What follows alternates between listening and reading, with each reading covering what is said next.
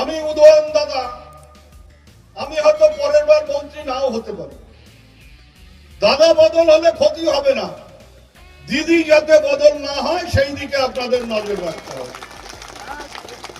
দিদির হাতে যদি ক্ষমতা থাকে তাহলে ওই একজন বলছিলেন, ওই তো ঘোষক বলছিলেন যে একটা রাস্তা বাকি আছে, ওই রাস্তাটাও বাকি থাকবে না, আর এর মধ্যে যদি অন্য কোনো রাস্তা খারাপ হয় সেই রাস্তাটাও হয়ে যাবে। তবে আজকে আমি আপনাদের কাছে এ কথাটা পরিষ্কার ভাবে বলি, আজকে যে দুটো রাস্তার কাজ শুরু হচ্ছে, এই রাস্তা দুটো 10 বছরের মধ্যে আপনাদের আর বলবার দরকার হবে না যে রাস্তা ঠিক করে দেন, কারণ আমরা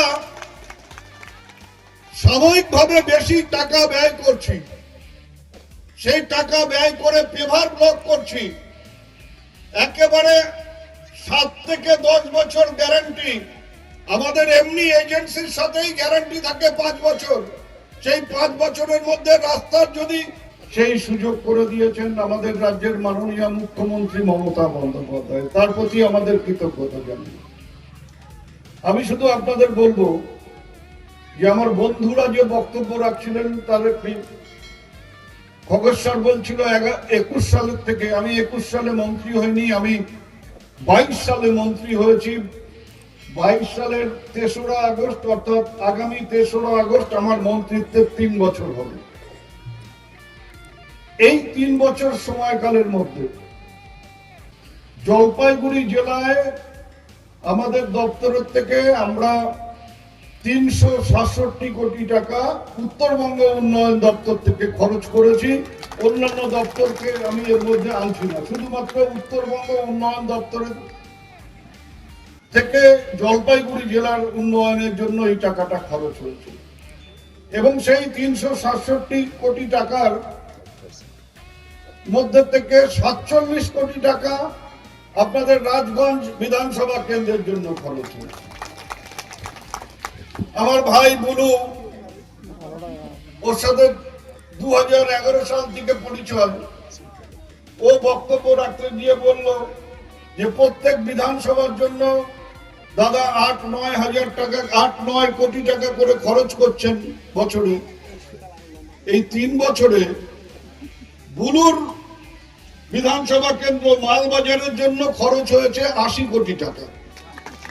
তাহলে 3 দিয়ে ভাগ করলে ওটা 27 কোটি টাকা হয়ে যাবে বছরে। 8-9 ব্যাপার ছাড়িয়ে তুমি অনেক জায়গায় উপরে পৌঁছে গেছো। এগুলো মজা করে বলছি, অর্থাৎ এইগুলো যে করতে পারছি, মমতা বন্দ্যোপাধ্যায়ের আশীর্বাদ আছে, শুভেচ্ছা আছে, এবং সবচাইতে বড় কথা তার ভরসা আছে আমাদের উপর। তাই অন্যান্য দপ্তর যখন টাকার টানাটানিতে কাজ প্রায় বন্ধ অবস্থা, তখন উত্তরবঙ্গ উন্নয়ন দপ্তর কিন্তু টাকার অভাবে কাজ বন্ধ হয়নি। এই 3 বছর অন্ততপক্ষে আমি মন্ত্রী হওয়ার পরে তিনি একবারও আমাকে বলেননি যে উদয়ন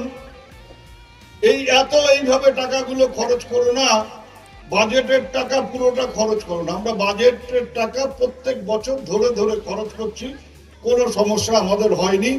এবছরও ইতিমধ্যে 25-26 সালের আর্থিক বছরে আমাদের যে টাকা রাজ্য সরকার থেকে বাজেটের জন্য বরাদ্দ হয়েছে, তার 90% টাকার কাজ আমরা ইতিমধ্যে টেন্ডার করে, এই যে আপনাদের এখানে আজকে 2টো রাস্তা হচ্ছে, এটা 25-26 সালের আর্থিক বছরের টাকা।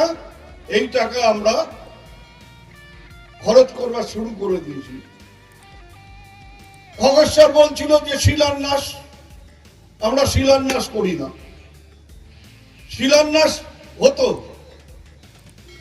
একটা পাথর গেড়ে দিয়ে আমি লিখে দিয়ে চলে গেলাম, আজ শ্রাবণ মাসের অমুক তারিখ উত্তরবঙ্গ উন্নয়ন দপ্তরের মাননীয় মন্ত্রী উদয়ন গুহ আসিয়া এই রাস্তার শিলান্যাস করিলেন। আবার হয়তো 2 বছর বাদে ওই শ্রাবণ মাসের আরেক মঙ্গলবার বা বুধবার কোনো আরেক মন্ত্রী এসে ওই শিলা ভালো করে মুছে ওই পাথরটাকে বদলে দিয়ে ওইখানে আবার নতুন করে লিখলেন যে অমুক জায়গার থেকে অমুক জায়গার রাস্তার শিলান্যাস করিলেন অমুক চন্দ্র অমুক মন্ত্রী।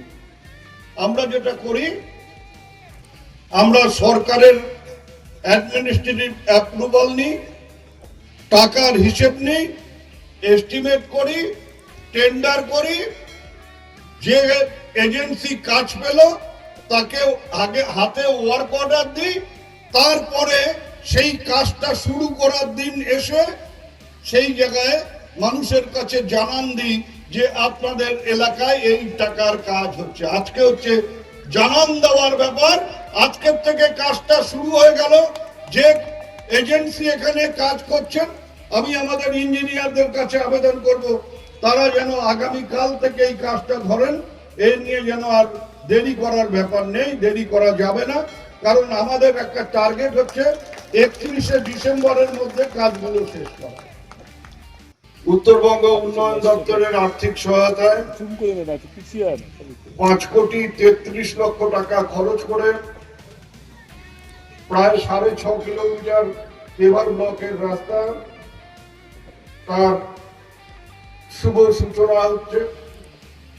আজকের এই অনুষ্ঠানে মঞ্চে উপস্থিত আছেন পশ্চিমবঙ্গ মন্ত্রিসভার অন্যতম সদস্য শ্রী বুরুচিত বরাইক, আছেন এই এলাকার বিধায়ক